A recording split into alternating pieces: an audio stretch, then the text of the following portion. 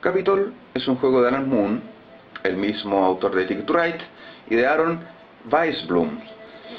Es para 2 a 4 personas. Fue nominado como Juego del año 2001, donde la mecánica principal es el control de área o mayorías. Existe también los remates o subastas.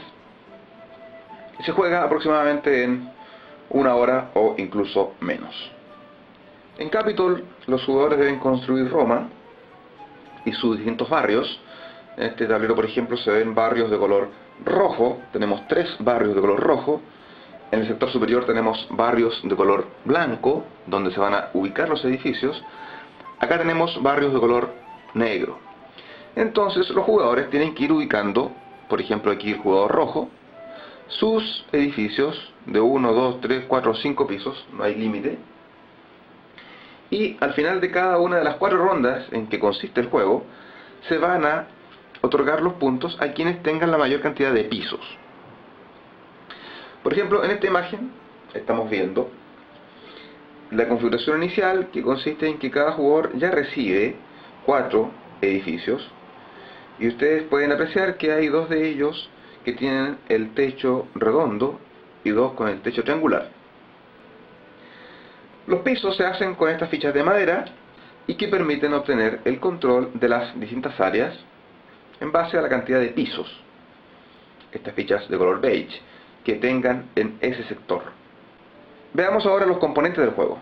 En primer lugar tenemos este tablero que tiene las áreas prediseñadas donde se van a ubicar los edificios de los jugadores. Hay unos cuadrados pequeños y hay unos cuadrados o casillas un poco más grandes. En los pequeños se ubican los edificios, en los más grandes se ubican algunos templos o anfiteatros. Por ejemplo, veamos esta sección negra. En este barrio negro tenemos, por ejemplo, entonces, que hay espacio para 5 edificios y para un templo o un anfiteatro, lo primero que ahí se ubique. En este otro sector rojo tenemos espacio efectivamente para 9 edificios y para un templo o anfiteatro.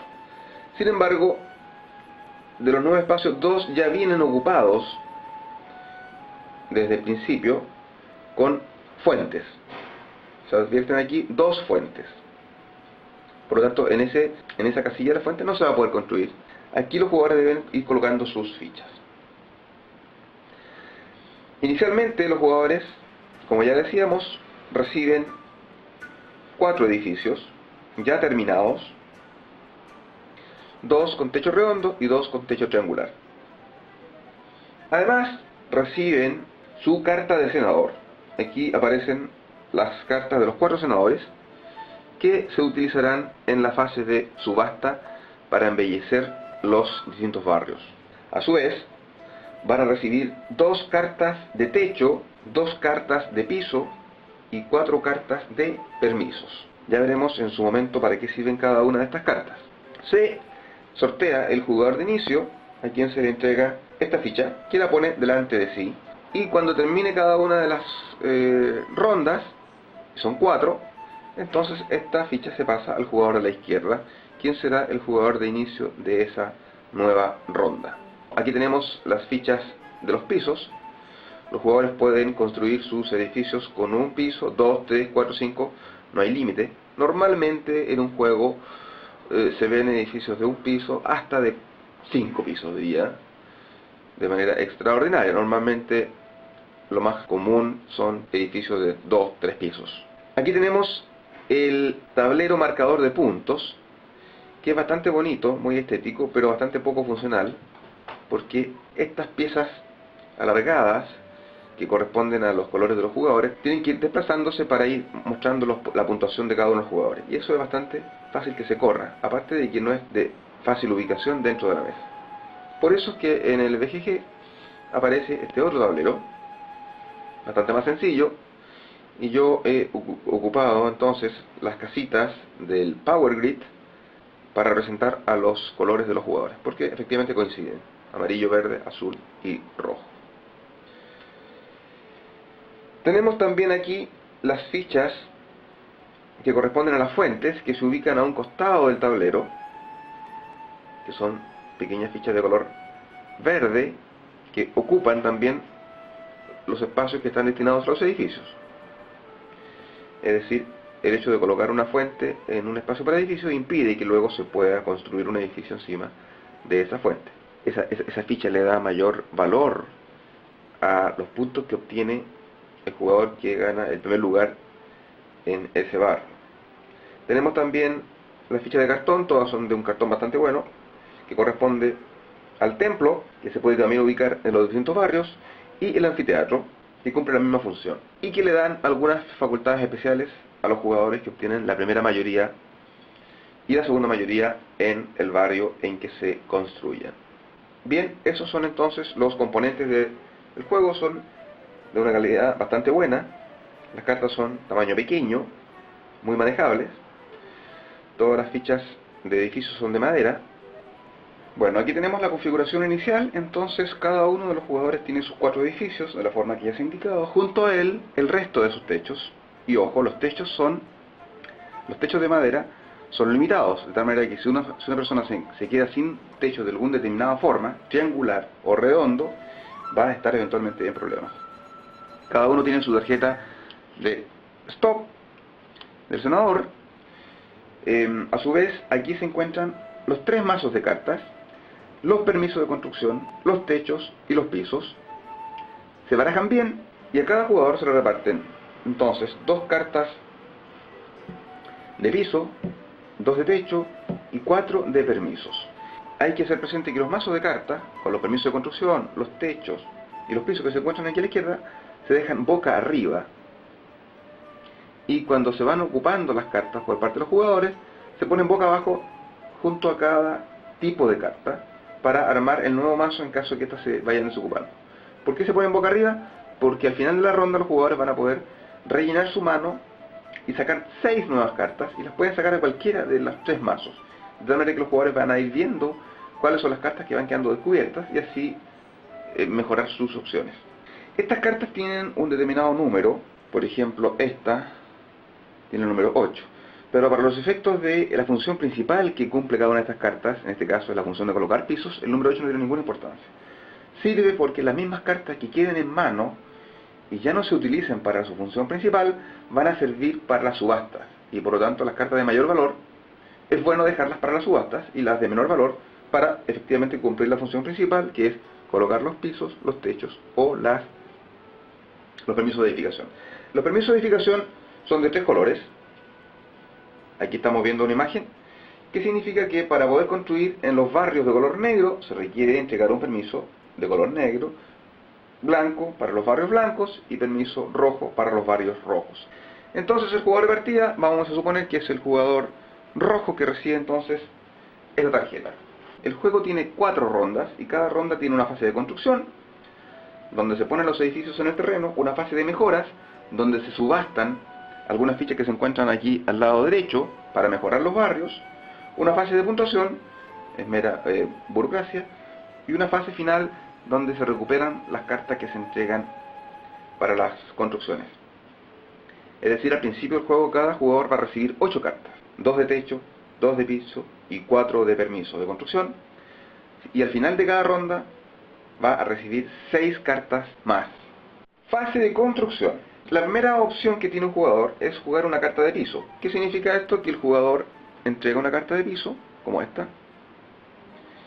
y tiene derecho a sacar de la fuente general de los pisos, que la hemos ubicado aquí arriba, 2 fichas de madera de este color beige, y las puede poner en su área de juego, que es donde está construyendo los edificios, porque en este juego los edificios se construyen afuera del tablero y luego, usando los permisos de edificación, se pueden insertar al tablero.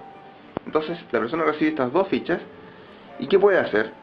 Varias cosas. Primero que nada puede empezar a crear un edificio con 2 pisos, o crear 2 edificios. Ya llevan un piso cada uno de los edificios.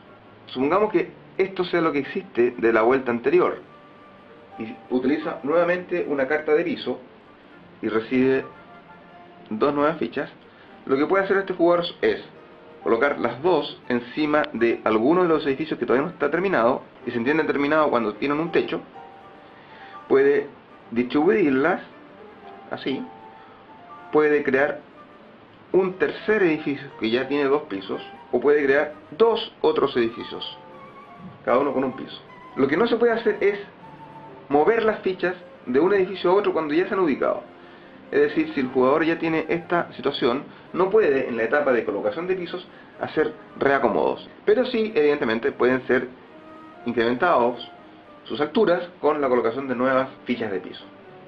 Después de que el jugador ha tomado esa decisión, sigue el turno del jugador de su izquierda hasta que llegue nuevamente su oportunidad. Y en esta oportunidad, el jugador podría jugar, por ejemplo, una carta de techo.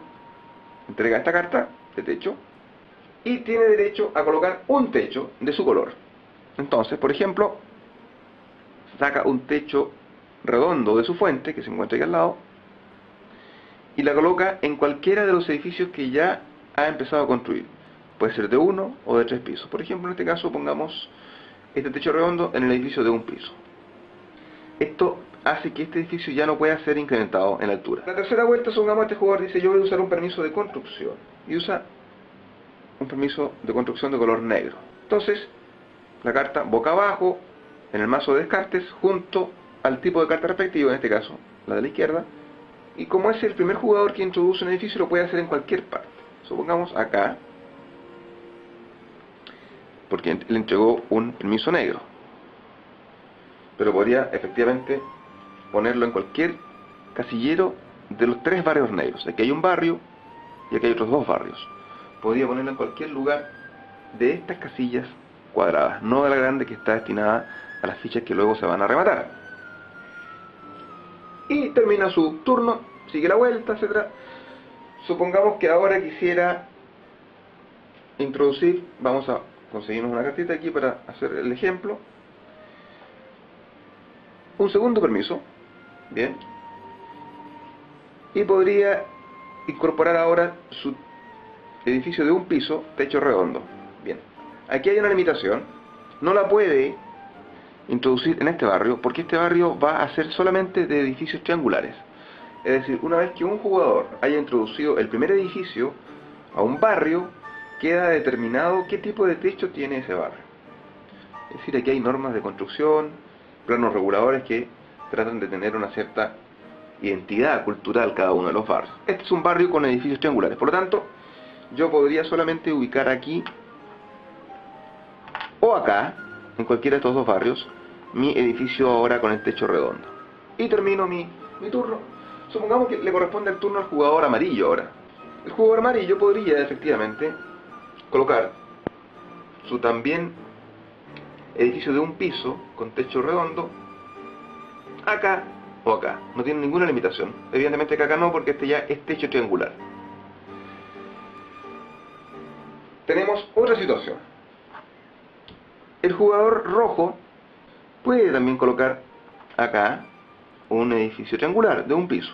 Lo pudo haber ubicado acá, pero decidió ponerlo acá, por razones estratégicas. Luego, supongamos que el jugador de color verde decidiera colocar también en este sector de los barrios negros alguno de sus edificios. No podría colocar este edificio triangular acá, porque otra regla que hay que aplicar, que no pueden ser los 3 barrios con el mismo tipo de techo. Aquí ya tiene techo triangular, este necesariamente tiene que ser techo redondo. Otra regla de construcción que puede ser usada tácticamente es que cuando hay un barrio nuevo sin edificación alguna, el primer jugador que se instala debe construir solamente con un solo piso, en este caso el jugador verde, y si alguien quiere construir con posterioridad, por ejemplo el jugador azul, no podría colocar tampoco un edificio que supere en más de 1 en cantidad de pisos al ya existente. Por ejemplo, en este caso no podría instalar un edificio de 3 pisos, tendría que ser solamente de 2 pisos. A continuación, si algún otro jugador, o el azul o el verde inclusive, quisieran crear un segundo edificio de su propio color, no podría ser sino máximo de 3 pisos. Por lo tanto, si hay algún jugador que tenga un edificio para atacar ese barrio, el jugador rojo por ejemplo, con 4 pisos, tendrá que esperar que alguien construya un edificio de 3 pisos para poder instalar el D4. De tal manera que alguien se puede quedar con el molde hecho, en el sentido de no poder ocupar su edificio, si es que no se aumenta el tamaño. Entonces muchas veces los jugadores tienen en su área de juego, por ejemplo el jugador verde, acá, está esperando poder instalar un edificio de 2 pisos en este barrio rojo, pero alguien tiene que dar el primer paso de colocar una edificación de 1 piso. De tal manera entonces que si el jugador rojo instala su edificio, el jugador verde en su turno va a poder instalarlo. Pero si nadie lo hace, el jugador verde se quedará con su edificación a la espera. Y lo que es peor, podrá suceder de que alguien instale un edificio con techo redondo y por lo tanto efectivamente el jugador verde se queda esperando de manera indefinida y va a perder esa posibilidad. Entonces, este incremento paulatino en el tamaño de los edificios en cada uno de los barrios es elemento básico de una buena estrategia para saber en qué momento efectivamente instalar sus edificios y saber de qué tamaño, con qué techo voy a estar construyendo mis edificios en el área de juego respectiva. Veamos la fase de mejoras. En el sector derecho hay 4 fichas grandes y 8 fichas pequeñitas. Las grandes son los anfiteatros o los templos y las fichas pequeñas son las fuentes. Aquí incluso se indica con una moneda, número 1, 2, 3, 4, en números romanos, indicando con ello que en la primera ronda se van a subastar 2 fuentes y un anfiteatro, en la segunda ronda 2 fuentes y un anfiteatro, en la tercera ronda 2 fuentes y un templo, y en la cuarta ronda 2 fuentes y un templo. El mecanismo para el remate es el mismo cualquiera sea el tipo de ficha. Entonces, primero que nada se remata una fuente. Entonces, esta fuente está en remate, señores. Y para estos efectos, los jugadores utilizan las cartas que le hayan sobrado en la mano. Supongamos que este jugador se quedó con estas 3 cartas. Una de 7, una de 3 y una de valor 8. 18 puntos. Y a su vez tiene su tarjeta de senador, el jugador rojo. Bien, entonces este jugador tiene que decidir lo siguiente. Las cartas que va a usar para subastar y que se van a perder, van a ir al mazo de descartes respectivo, son aquellas que estén por sobre su tarjeta de senador. Es decir, si el jugador quiere, por ejemplo, ofertar 10 puntos, en el fondo ahí está, 10 puntos, coloca estas 2 cartas antes de la carta stop y se pone boca abajo en su área de juego. Todos los jugadores hacen lo mismo de forma simultánea, de tal manera que, bien, estamos subastando la primera fuente, los jugadores empiezan a sacar las cartas desde arriba. Este jugador ya ofertó 3 puntos, más 7, 10 puntos. No hay más ofertas porque esta carta no la incluyo. Aquí se para. 10 puntos. Se comparan todos los valores y el que tenga el valor más alto, la sumatoria más alta, se adjudica la fuente y las cartas que ha ofertado las pierde. Los demás jugadores recuperan sus cartas. Si hay empate en la sumatoria, quien haya jugado la carta individual más alta obtiene la oferta. Y si aún así persiste el empate, el jugador inicial gana los desempates. Y en caso de que el jugador inicial no esté involucrado en el empate, el jugador que se encuentra a su izquierda, el primer jugador que se encuentra a su izquierda, tiene la ventaja. Lo mismo se hace a continuación con la segunda fuente y luego se hace también con el anfiteatro. Una vez que un jugador se ha adjudicado una de las fuentes, la puede ubicar en cualquier barrio, cualquiera. Por ejemplo acá. Ahora, ¿cuál es la ventaja de la persona que se adjudica el anfiteatro? Lo puede ubicar en cualquier parte, supongamos acá también. Permite que el jugador que obtenga el primer lugar en este barrio, en la etapa de puntuación de cada una de las rondas, obtenga al final de esa ronda, cuando se suplementan las cartas que tenga en la mano, en vez de 6 cartas nuevas, 8 cartas nuevas. Así, tiene una mayor posibilidad de elegir en la etapa después de construcción. Y el segundo lugar va a obtener una carta extra, es decir, en vez de 6 cartas nuevas, 7 cartas nuevas. Esa es la importancia del anfiteatro. En la tercera fase de cada ronda se procede a la puntuación de cada uno de los barrios. Vamos a poner un ejemplo con este barrio de color rojo. Se trata de contar cada uno de los pisos que tienen los jugadores, y el que tiene más pisos gana. El jugador azul al fondo Se observa que tiene un edificio redondo, bueno, todos son redondos en este barrio, tienen que serlo, de 2 pisos. Por lo tanto, este jugador tiene 2 puntos para considerar la mayoría. El jugador rojo tiene 2 edificios de 2 pisos cada uno. En total tiene entonces 4 pisos. Y el jugador amarillo tiene 2 edificios, uno de 3 pisos y uno de 1, total 4 pisos. Hay un empate en la cantidad de pisos. Bueno, teníamos un empate en este caso, y cuando hay un empate en la cantidad de pisos, gana aquel jugador que tenga el edificio individual más alto. En este caso el amarillo porque tiene un edificio de 3 pisos. En cambio, el rojo tiene solamente como edificio más alto un edificio de 2 pisos. Si el empate hubiese persistido, en ese caso ambos jugadores empatados llevan el primer lugar. Y en ese caso, cuando ambos llevan el primer lugar, no se premia el segundo lugar. Este no es el caso. Aquí ha ganado claramente el amarillo. ¿Cuál es el premio que lleva el amarillo? Y se va a anotar en el tablero de puntuación. El primer lugar siempre lleva 2 puntos. Y se avanza el marcador 2 puntos. Inmediatamente. Pero aparte lleva 1 punto por cada fuente que exista en el tablero. En este caso hay 2 fuentes que ya vienen en este barrio. Por lo tanto es un barrio bastante apetecido porque ya viene con un premio. No todos los barrios vienen con fuentes incluidas. Por lo tanto, este jugador tiene 2 puntos más. Total, el amarillo ha ganado 4 puntos. El segundo lugar en este caso es el jugador rojo.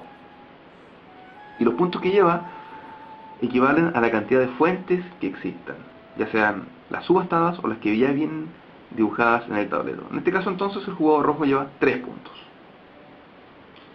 Si nadie hubiese colocado esta fuente extra ahí, el jugador rojo hubiera llevado solamente 2 puntos. Tercer, cuarto lugar no obtienen puntuación. Ahora, en este barrio hemos colocado un templo, que son aquellas fichas mayores que se subastan en la tercera y cuarta ronda. ¿Qué hace ese templo? Que todos los puntos se duplican. En este caso, que tenemos 2 fuentes en esta escena, el jugador amarillo lleva 2 puntos base más 2 fuentes, 4 puntos. Por estar el templo se multiplica por 2, 8 puntos. El jugador rojo lleva como punto la cantidad de fuentes. Son 2 fuentes, multiplica por 2, 4 puntos. De ahí la importancia de colocar efectivamente el templo en aquellos sectores que uno estime que va a ganar, y especialmente que va a ganar con la existencia de fuentes, porque puede sacar varias cabezas de distancia. Ahora, si en ese sector hubiese existido la ficha de anfiteatro, que es esta otra, que se subasta como tercera ficha a subastar en la primera y segunda ronda, no afecta la puntuación, sino que, como ya decíamos, afecta a las cartas que en la fase 4 de cada ronda se reparten a cada uno de los jugadores. Bueno, esta es la puntuación ejemplificada de un barrio, pero se tiene que hacer con todos los barrios. Hay barrios que eventualmente nadie está postulando con edificaciones, bueno, no otorga ningún punto. Si hay algún barrio donde solamente se ha presentado un jugador, eso no le da ninguna ventaja especial, sino que simplemente se lleva 2 puntos por ser el primero, más 1 punto por cada una de las fuentes ahí existentes, y si hubiese un templo, se multiplica por 2 su puntuación. La última fase de cada ronda es la de entrega de nuevas cartas a los jugadores. Los jugadores pueden haberse quedado con cartas de la ronda anterior. Efectivamente no han ocupado todas sus cartas para poner los pisos, o los techos, o los permisos de edificación, y además no han ocupado todas sus cartas restantes, incluso en las subastas. Por lo tanto, pueden haberse quedado con algunas cartas. No importa, las pueden mantener en la mano. No hay límite para las cartas que están en la mano. Sin embargo, en la fase 4, cada jugador va a sacar 6 cartas nuevas desde el sector donde están ubicadas las cartas. Esto es el mazo de cartas nuevas y estos son el mazo de descartes. Comenzando con el jugador de inicio, saca 6. ¿Cómo lo hace? Saca, por ejemplo, una carta de permiso, la deja en su mano. Los demás jugadores se enteran cuál es la que está sacando, pero no es necesario que las mantenga abiertas. La deja en su mano, oculta. Le interesa la roja, si le interesa la roja, saca su mano, ya lleva 2, ya no quiere más roja, pero si requiere un techo, lleva 3 cartas, 4, quiere otro techo, 5 y 6. Es decir, queda a su absoluto criterio el tipo de cartas que va a sacar. Si quiere saca solamente permisos, o solamente pisos, o la mezcla que estime pertinente. Y termina su recuperación de cartas. Luego pasa el turno al jugador de la izquierda, que hace efectivamente lo mismo, y empieza a partir de las cartas que aquí han quedado boca arriba. Una vez que el último jugador ha sacado sus 6 cartas, se termina esta ronda. Ahora, aquel jugador que haya tenido la primera mayoría en un barrio que tenga un anfiteatro, va a sacar 2 cartas extras aparte de las 6, saca 8 cartas. Y el que tenga la segunda mayoría en un barrio con anfiteatro, saca una carta más, es decir, saca 7. Ahora, si un mismo jugador tiene primera mayoría en 2 barrios que tengan anfiteatro, recordemos que solamente son 2 anfiteatros, en vez de sacar 6 cartas, va a sacar en el fondo 10 cartas. Luego se pasa efectivamente la ficha de jugador de inicio al jugador de la izquierda, momento en el cual entonces se empieza una segunda ronda, donde los jugadores empiezan en la etapa de construcción con la obtención de pisos, la obtención de techos y la colocación de los edificios en el tablero, y así sucesivamente. Bien, en síntesis, Capitol es un juego de mayorías que tiene algunos elementos de subasta, que son de segunda orden, pero como juego de mayorías que es bastante más complejo de lo normal, porque las personas tienen que ir colocando sus elementos de influencia en el sector que quieren dominar, teniendo en consideración distintos factores. Primero, el tipo de techo que yo puedo usar va a estar definido por los edificios anteriores que existan ya en el tablero. Segundo, la altura que yo podré construir va a depender también de la altura de los edificios anteriores. Yo no puedo superarlos más que en un piso más alto que el edificio más alto existente hasta ese momento. La limitación de que no pueden ser todos los barrios del mismo color, del mismo techo. Luego, cuando yo hago la construcción de mis edificios en mi área de juego, antes de incorporarlos al tablero con los permisos respectivos, tengo que ir viendo que los edificios que yo termine, aquellos a los cuales yo les pongo el techo, ya no pueden ser agrandados. Por lo tanto, es una decisión importante que puede hacer que en definitiva me quede con los edificios construidos en mi área de juego sin poderlos insertar en el tablero, porque a lo mejor efectivamente ya no se pueden colocar. De tal manera que es un juego de mayoría bastante inteligente y que, a diferencia de otros como el San Marcos, por ejemplo, o el Grande incluso, la forma en que se introducen los elementos de influencia tienen bastantes factores que considerar, y lo que lo hacen bastante más analítico. Luego hay también un elemento de adivinación o de doble adivinación o de deducción de lo que van a hacer los demás, porque va a depender del tamaño de los edificios que los demás van a construir en un barrio para que yo a su vez pueda introducir un edificio más alto. A veces yo estoy preparando un edificio muy alto para introducirlo a un determinado barrio que me interesa dominar y respecto del cual ya tengo el tipo de techo, y ese techo no me va a servir para ningún otro barrio, por ejemplo. Sin embargo, yo estoy esperando que otro jugador dé el pie inicial de crear edificios un poco más altos que me permitan introducir el mío, que es bastante más alto, lo que me permitiría efectivamente ganar el primer lugar. Entonces hay un juego ahí también de adivinación y doble adivinación que es bastante entretenido e interesante. El elemento de suerte está dado por las cartas que uno va sacando, ya sea al principio del juego o cuando se obtienen nuevas cartas al final de cada ronda, porque si bien es cierto, la función de cada una de las cartas es la misma, pero el número que tiene inserta en cada carta permite tener una mejor posibilidad, si son números altos, para la etapa de las subastas. Ahí hay un elemento de suerte que puede incidir. Capitol es un juego que aparentemente va a ser reeditado, por lo menos se ha conversado en el BGG, en algunos foros, no en lo inmediato, pero en el mediano plazo. Y yo sinceramente estimo que lo amerita absolutamente. Excelente juego entonces de Alan Moore y Aaron Weisblum.